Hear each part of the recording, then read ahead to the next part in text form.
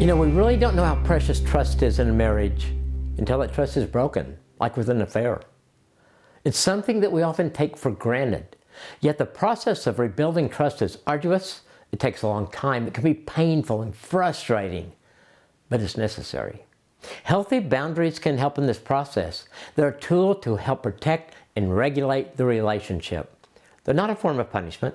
So if you're the offended spouse, here's some boundaries for you to consider. The affair has to end, and that means no further contact by any means with your spouse and the other person. You need to have access to all of your spouse's social media, phone, computer, tablet, and that includes all passwords.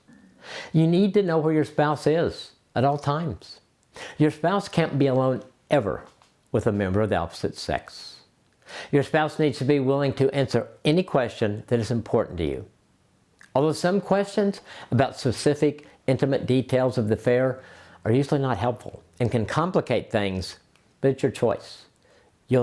Remember, you will never get all of the answers you need because you are trying to make sense of something that will never make sense. If you're the spouse that went out of your marriage, here's some suggested boundaries for you. Do whatever is necessary to prevent the person you had the affair with from being able to contact you ever again.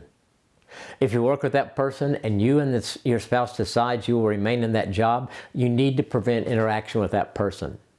My experience is that the best decision is to move jobs. Limit your interaction with the opposite sex as much as possible. Restrict your access to anything that's regarding technology that could be offensive or cause concern to your spouse. Now, you're not done yet. Your marriage will never be the same. Never be the same as it was, but it can be better because there's hope. In fact, it can continue to get better.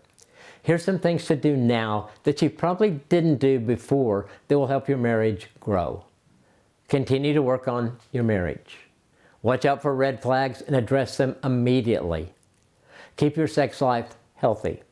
Never give each other any reason to doubt the other's faithfulness. And that means accountability, shared passwords, no secrets, total openness, total vulnerability. You do this the rest of your life, not because you have to, but because you want to. You do everything possible to affair-proof your marriage.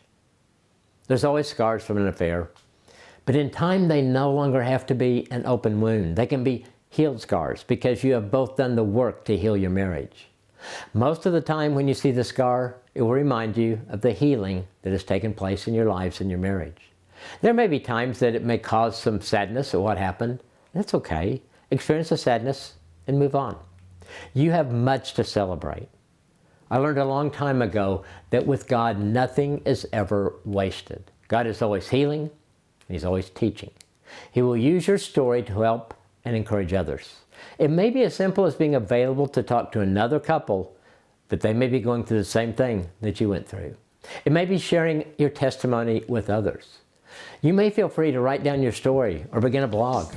You helping others brings this full circle. It's God's redemption. It's an affirmation of what God has done in your lives and in your marriage.